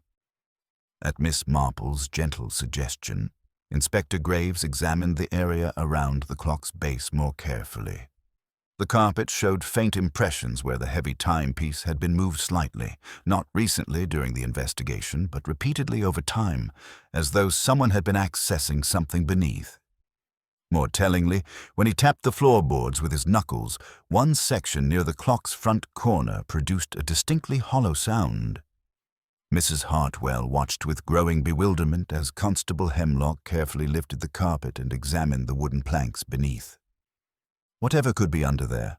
she asked, though her voice carried a note of dawning comprehension that suggested she was beginning to understand her late husband's methodical nature better than she had previously realized.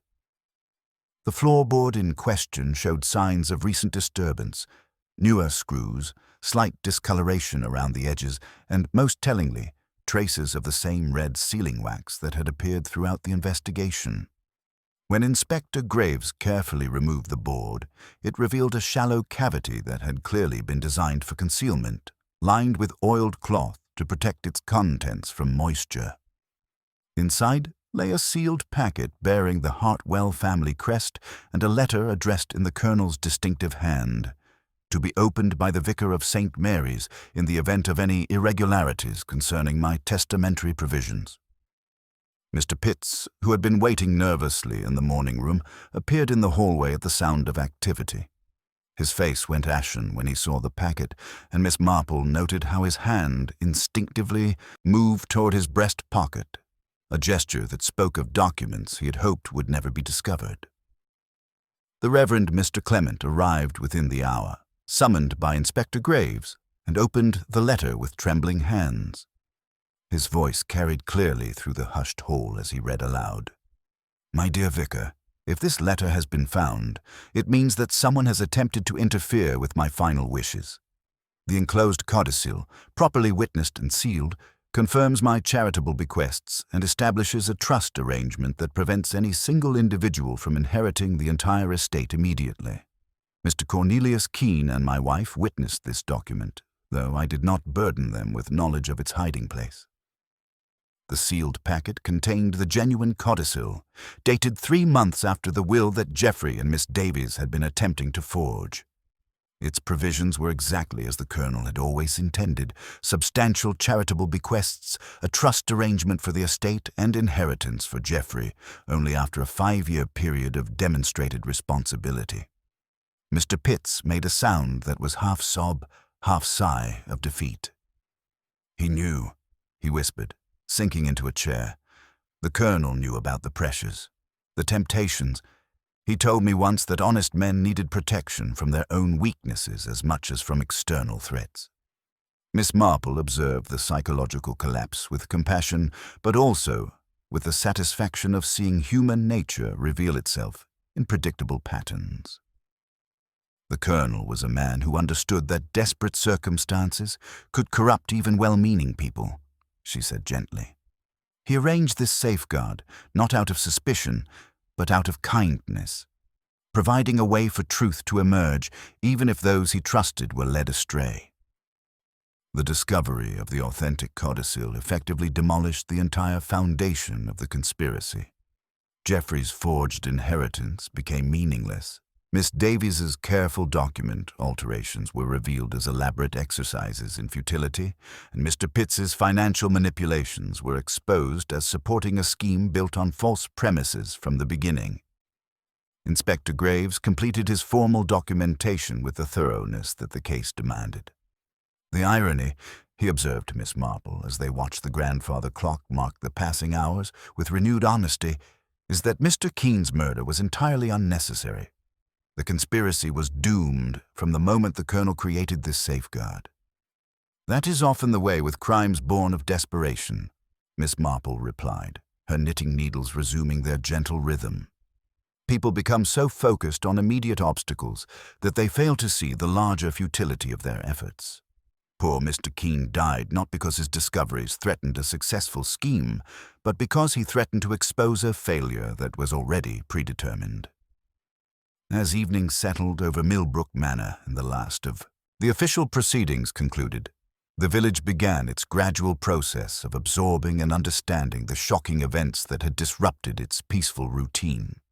The grandfather clock, restored to proper function, would continue marking time with mechanical honesty, but the human timepiece of the community would require considerably longer to heal from the wounds of betrayal and deception. Miss Marple prepared for her departure with the quiet satisfaction of someone whose patient observation had helped expose a complex web of human frailty and criminal ambition. The mystery of the crooked clock had been solved through methodical deduction and careful attention to the small details that revealed larger truths, but its lessons about trust, desperation, and the gradual erosion of moral boundaries would resonate long after the immediate crisis had passed. The Colonel's foresight in protecting his true intentions had ultimately prevailed over the elaborate deceptions of those who sought to subvert them, proving once again that truth, like time itself, possessed an inexorable momentum that would carry it forward to its proper conclusion, regardless of the temporary obstacles placed in its path. The revelation of Colonel Hartwell's authentic codicil settled over Millbrook Manor like the evening mist, transforming what had seemed a carefully orchestrated crime into a tragedy of magnificent futility. Mrs. Hartwell sat in her drawing-room, the very space where Mr. Keene had met his death, surrounded by documents that now told 2 entirely different stories: the genuine expressions of her husband's wishes, and the elaborate forgeries that had cost a good man his life for nothing more substantial than shadows and lies. Inspector Graves completed his documentation with the methodical precision that the case demanded, though his manner carried an unusual gentleness as he observed the woman who had discovered that her most intimate circle had been systematically deceiving her. The psychological wounds, he understood, would require far longer to heal than the legal complexities that would soon occupy the courts. "The thing that troubles me most," Mrs. Hartwell said quietly, her voice barely above a whisper, is that the Colonel felt he needed to hide his true intentions. He must have suspected that Geoffrey might attempt to subvert his wishes, that Emily might be tempted to assist him, to live with such knowledge and say nothing. Her voice trailed off as the full implications settled upon her like a weight she had never expected to bear. Miss Marple observed the older woman's distress with characteristic compassion, understanding that betrayal forces one to question not merely the present, but every past kindness and confidence that had been shared. Your husband was protecting not only his charitable intentions, she said gently, her knitting needles maintaining their soothing rhythm, but also the integrity of those he loved. He created a safeguard that would expose deception while allowing truth to prevail, even if he could not be present to defend it personally. Rose appeared in the doorway with fresh tea, her movements still betraying the nervous energy of someone whose familiar world had been fundamentally altered. As she served, she ventured a quiet observation that would provide the final piece of Mr. Keen's tragic puzzle. If I may say so, ma'am, Mr. Keen mentioned something last week when he came for the regular winding. He said someone had been tampering with the hall clock's mechanism, showing signs of amateur interference that could damage the delicate parts. He seemed quite troubled by it. This revelation illuminated the timeline of growing suspicion that had made Mr. Keen increasingly dangerous to the conspirators. His professional expertise had detected Miss Davies's early attempts to manipulate the timepiece, just as his methodical eye had later noticed the inconsistencies in the estate documents. The convergence of these discoveries had sealed his fate with tragic inevitability. Inspector Graves consulted his notes as word arrived from the county jail regarding Geoffrey's complete confession. Mr. Hartwell has provided a full account of the conspiracy's development, he reported with professional satisfaction tempered by human sympathy. It appears that Miss Davies initially approached him with what seemed like a minor adjustment to charitable bequests, a reduction that would provide immediate funds to cover his London obligations.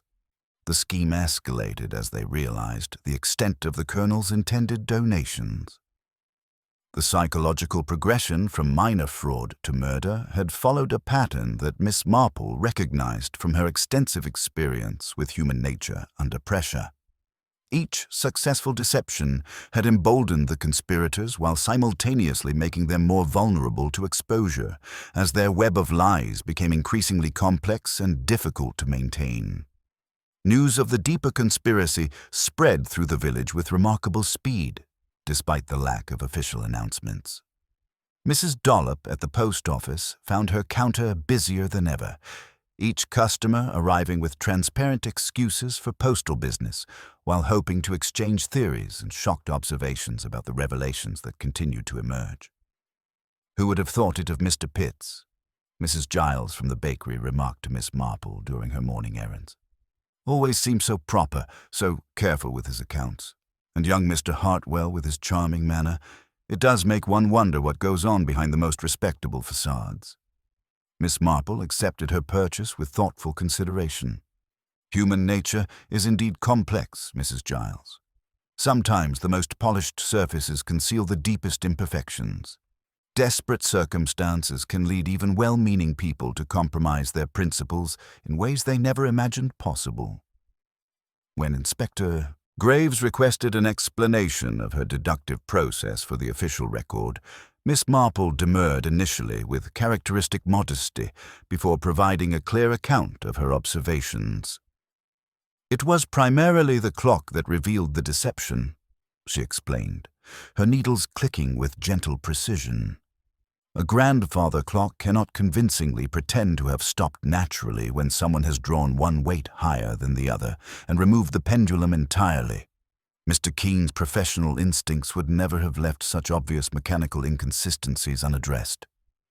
She paused to consider the small details that had accumulated into certainty.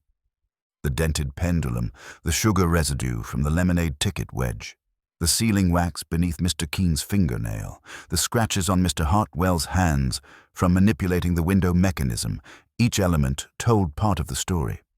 But it was Mr. Keen's methodical nature that provided the crucial evidence. His note, hidden behind the clock mechanism, was placed exactly where another craftsman would be certain to look. The vicar arrived as afternoon shadows lengthened, bringing both spiritual comfort and practical assistance in managing the overwhelming correspondence that had begun arriving from solicitors and distant relatives who had learned of the shocking events through newspaper reports. His presence provided a stabilizing influence as the community began processing the psychological trauma of discovering that their most trusted citizens had been capable of such elaborate deception. "We shall announce the authentic codicil in church on Sunday," he assured Mrs. Hartwell gently. "The parish should understand that the Colonel's charitable intentions will be fulfilled exactly as he wished, and that the roof fund will proceed as originally planned." As evening approached and the formal investigation reached its conclusion, Miss Marple found herself reflecting on the human capacity for both moral compromise and eventual redemption that the case had revealed so starkly. The grandfather clock in the hall had been restored to its proper function, its honest tick providing a reassuring counterpoint to the moral chaos that had been exposed and was now being methodically addressed. The mystery of the crooked clock was approaching its final resolution, but Miss Marple understood that the deeper questions it had raised about trust, desperation, and the gradual erosion of ethical boundaries would continue to resonate long after the immediate crisis had passed. The village would heal, as villages always did, but it would carry the memory of this tragedy as a reminder that even the most peaceful communities harbored the full complexity of human nature with all its potential for both great kindness and terrible betrayal. The restored timepiece struck the hour with mechanical honesty, as Miss Marple prepared for what she sensed would be the final phase of her involvement in this tragic affair. Time, as always, would continue its inexorable progress, indifferent to human schemes, but ultimately the ally of truth and the enemy of those who sought to manipulate it for their own purposes. The crooked clock had been made straight, but the human lessons it had revealed would endure far beyond the mechanical restoration of its honest beat. The week following the arrests brought to Millbrook Manor the peculiar stillness that follows great storms, when the air itself seems to be settling back into its natural patterns after violent disturbance. Miss Marple had remained at Mrs. Hartwell's earnest request, providing the quiet companionship that only someone with deep understanding of human nature could offer during such dark hours of reckoning and revelation. Inspector Graves arrived each morning with documents requiring signatures and attestations, his manner carrying the satisfaction of a complex case thoroughly resolved, yet tempered by genuine sympathy for those whose lives had been shattered by the conspiracy's exposure. The legal machinery would grind on for months, but the human work of healing had already begun in the small, practical ways that Miss Marple had learned to recognize as the true markers of recovery. The village itself was undergoing its own process of adjustment, like a timepiece whose mechanism had been jarred but was gradually finding its proper rhythm again. Mrs. Dollop at the post office found her counter busier than ever, though conversations now carried a more thoughtful quality, as neighbors grappled with the realization that they had lived alongside such elaborate deception without detecting it. The cheerful certainties of village life had been replaced by a more complex understanding of human nature, one that would ultimately prove healthier, though initially more uncomfortable. Mr. Pitts had tendered his resignation from the bank with the quiet dignity of a man who understood that some mistakes could not be undone, only atoned for through patient restitution. Miss Marple encountered him one morning outside the church where he stood with hat in hand, neither seeking sympathy nor avoiding the consequences of his actions. "I have begun making arrangements," he told her quietly, "for full restitution to the church fund and compensation to Mrs. Hartwell for the irregularities. It will take time, but every penny will be accounted for and restored." "Restitution is indeed a solid word, Mr. Pitts," Miss Marple replied with gentle approval. "Villages have long memories, but they also have generous hearts for those who face their mistakes honestly and work steadily to repair the damage." The most poignant resolution came through an unexpected discovery in Mr. Keene's tool case, which Inspector Graves had returned to the manor for final inventory. Tucked behind the leather lining was a small envelope addressed in the clockmaker's precise hand to his wife, never posted, containing his final observations about the day's work. The letter spoke of ordinary things, his concern about the manor's temperamental timepiece, his plans for the evening meal, and his quiet satisfaction in maintaining the village's mechanical heartbeat through his careful ministrations. Miss Marple personally delivered this letter to Mrs. Keene, finding the widow in her neat cottage garden, tending to late roses with the steady movements of someone who understood that life continued its essential rhythms despite tragedy. He was proud of his work, Miss Marple said softly as she placed the letter in hands roughened by honest labor. And in the end, his dedication to precision and truth served justice itself. Mrs. Keene read the letter with dry eyes, then folded it carefully against her heart. Cornelius always said a clock tells you exactly what you need to know, if you listen proper. Seems the village has learned to listen at last.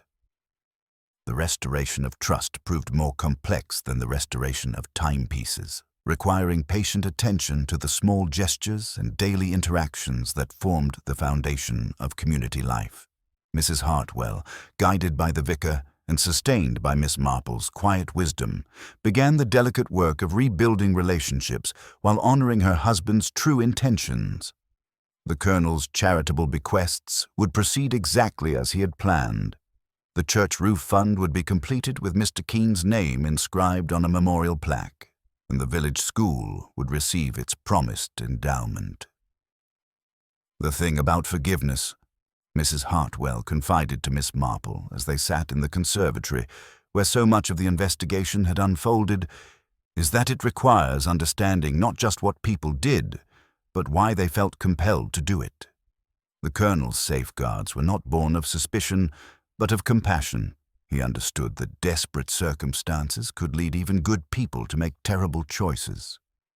Rose, the young housemaid who had witnessed so much of the tragedy's unfolding, found herself assuming greater responsibilities in the household with a maturity that spoke well of her character.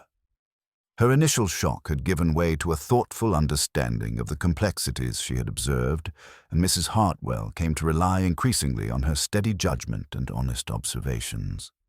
When Inspector Graves completed his final official business at the manor, he found Miss Marple in the hall, contemplating the grandfather clock that had provided the key to unraveling the entire mystery.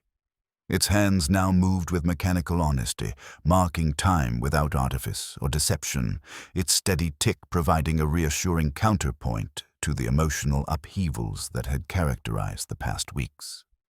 A most instructive case, he acknowledged with genuine respect. Your insights proved invaluable in understanding how apparently respectable people could descend into such desperate measures. The psychological progression from minor fraud to murder followed, patterns that your experience helped illuminate. One simply observes, Miss Marple replied with characteristic modesty, her knitting needles resuming their gentle rhythm. Poor Mr. Keene, with his clockmaker's eye for precision, noticed irregularities that others might have overlooked. His professional expertise ultimately cost him his life, but it also ensured that truth would prevail over deception, as it always must in the end. As Miss Marple prepared for her departure, she took one final walk through the village, noting the subtle signs of healing and renewal that marked a community's recovery from trauma. The brass band had resumed its weekly practice, though their melodies carried a more thoughtful quality now. Children played in the churchyard with the resilient joy that characterized youth, while their parents watched with the protective awareness that comes from understanding how quickly peaceful certainties could be shattered. The grandfather clock at Millbrook Manor would continue marking time with restored honesty, its mechanical precision serving as a permanent reminder that truth, like time itself, possessed an inexorable momentum that would ultimately carry it forward to its proper conclusion. The village had learned painful lessons about trust, desperation, and the fragility of moral certainty, But it had also discovered its own capacity for forgiveness, healing, and the patient work of rebuilding what had been damaged by human frailty. Miss Marple gathered her knitting bag and prepared to return to her own cottage, where reliable timepieces marked the passing hours without deception or artifice. The mystery of the crooked clock had been solved through patient observation and methodical deduction, but its deeper lessons about human nature would resonate long after the legal proceedings concluded, and the immediate crisis faded into memory. Villages, like clocks, possessed their own natural rhythms that could absorb even the most shocking disruptions and eventually return to their proper beat, though the process required time, patience, and the steady application of wisdom gained through experience with the enduring complexities of the human heart. In the end, the crooked clock had been made straight, and with it, the moral order of a small English village had been restored to its proper function, wiser now, perhaps more cautious, but ultimately more honest in its understanding of both human weakness and human strength. Sunday morning brought to Millbrook Manor the kind of crystalline clarity that follows great storms, when the air itself seems purified by the violence it has weathered. The bells of St. Mary's called the village to worship with their familiar bronze voices, but there was an unusual attentiveness in the congregation as they gathered beneath the ancient stone arches where so many generations had sought solace and guidance in times of trial. Miss Marple sat quietly in her customary pew, her knitting bag resting beside her, observing the subtle changes that marked a community beginning its slow journey toward healing. The Reverend Mr. Clement ascended to the pulpit with the measured dignity of someone who understood that this morning's service would be remembered long after more routine Sundays had faded from memory. "My dear friends," he began, his voice carrying clearly through the hushed sanctuary, "we gather today not only in worship, but in witness to truth revealed and justice served." He withdrew from his vestments the colonel's authentic codicil, its official seals catching the morning light that streamed through the stained glass windows. Colonel Hartwell's true intentions, preserved through his foresight and revealed through divine providence, shall be honored exactly as he wished. The reading of the genuine bequests fell like stepping stones across troubled waters, each charitable provision restoring a piece of the moral order that had been so grievously damaged. The church roof fund, the village school endowment, the alms for the elderly, all would proceed as the colonel had intended, his generosity unmarred by the deceptions that had cost Mr. Keene his life in a futile attempt to subvert them. Mrs. Hartwell listened with tears of relief rather than grief, understanding finally that her husband's apparent secretiveness had been not suspicion, but compassion, a recognition that desperate circumstances could lead even good people to make terrible choices, and a provision for truth to emerge, even when he could no longer defend it personally. When the service concluded, a smaller group remained for the signing of documents that would formalize the trust arrangements. Rose stood protectively near her employer, her bearing reflecting the maturity that responsibility had brought her in just a few short days. Miss Marple observed with quiet approval how the young woman had grown into her expanded role, her steadiness under pressure speaking well of her character and future prospects. The afternoon brought Inspector Graves for the final transfer of evidence and the return of Mr. Keene's tools to his widow. Among these items was a discovery that would provide the last piece of the puzzle.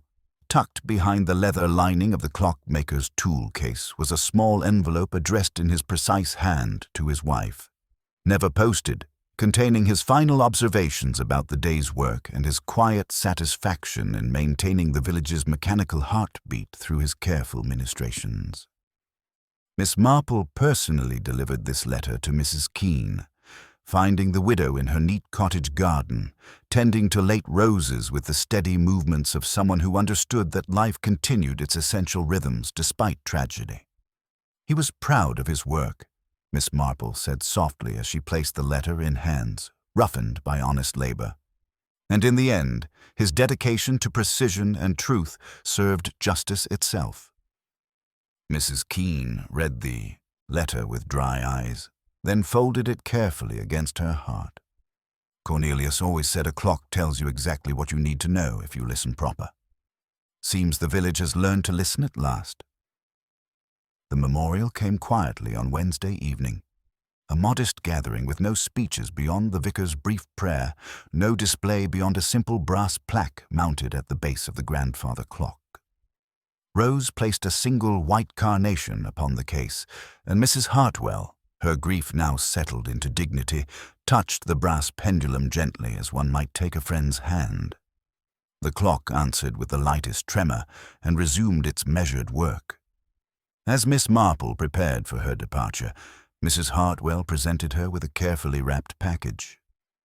It was the Colonel's, she explained, a carriage clock from his desk. He always said it reminded him that time reveals all truths eventually, if one has the patience to wait for them. Miss Marple accepted the gift with gracious understanding, recognizing it as more than a simple timepiece. It was an acknowledgment of her role in restoring order to a household poisoned by deception, and recognition that her patient observation had helped expose truths that might otherwise have remained buried beneath layers of carefully constructed lies. Mrs. Keene arrived with her own farewell gift, a polished brass regulator key and a narrow strip of steel shim that Mr. Keene had used to true-faulted cases. The shim bore the faintest smear of red wax along one edge, evidence of the clockmaker's methodical nature that had ultimately revealed the full scope of the deception. From the hall, no doubt, Mrs. Hartwell murmured, recognizing the telltale color. Yes, Miss Marple said softly, and from that day, the sign of a craftsman who tidies as he works. Mr. Keene's habit of order told the whole tale even where his voice could not. Inspector Graves escorted Miss Marple to the railway station, bringing final word of the legal proceedings. Geoffrey would face charges of murder, fraud, and conspiracy, while Miss Davies would be tried as an accessory, though her cooperation might earn more lenient treatment.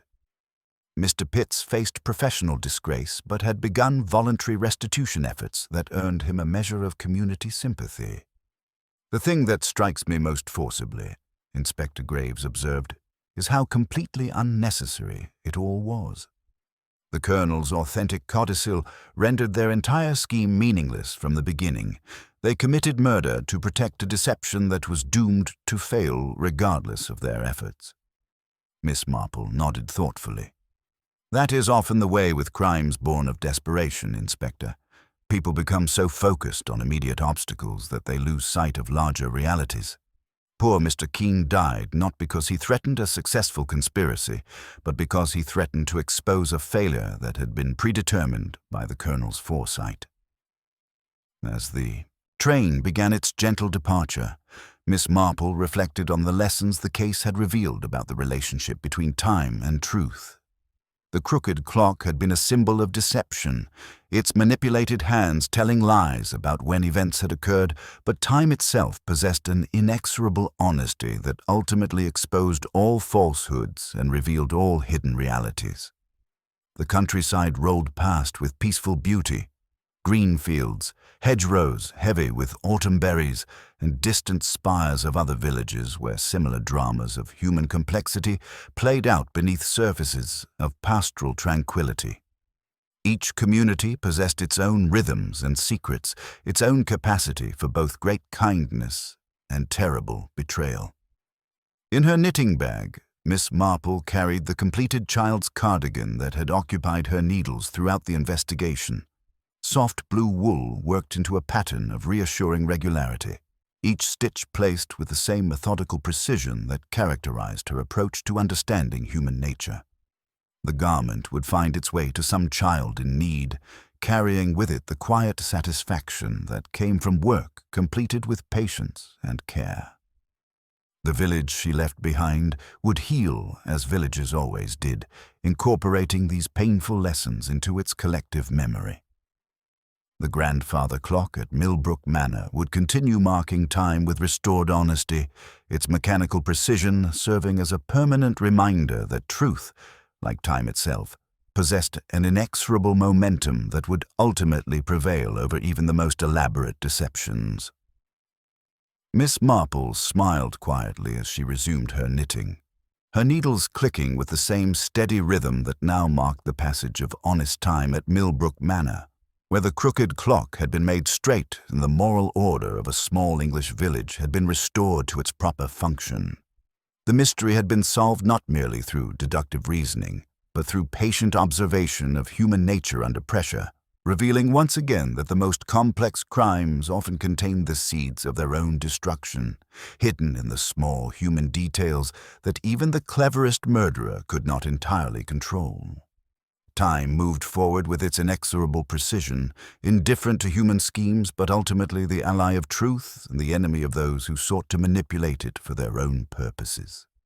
And in that steady progression, Miss Marple found the quiet satisfaction that came from work well done and justice properly served.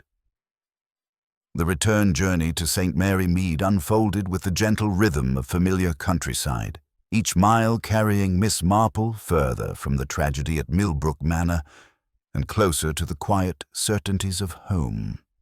In her travelling case, the carriage clock from Mrs. Hartwell ticked with modest precision, its honest voice a fitting memorial to Mr. Cornelius Keene, whose dedication to truth had served justice even in death.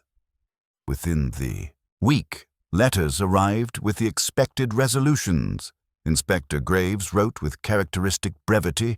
Geoffrey had entered a guilty plea, sparing the court a lengthy trial.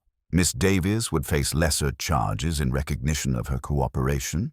Mr. Pitts had begun voluntary restitution to both the church fund and Mrs. Hartwell's accounts. The authentic codicil had been probated without challenge, ensuring the colonel's charitable intentions would be honored exactly as he had planned. Mrs. Hartwell's longer letter spoke of healing and gratitude, accompanied by a photograph of the grandfather clock restored to its place in the manor hall, the small memorial plaque for Mr. Keene discreetly mounted at its base. Rose had assumed greater responsibilities with admirable maturity, and the village was slowly finding its rhythm again, wiser perhaps for having learned that even the most peaceful communities harbored the full complexity of human nature.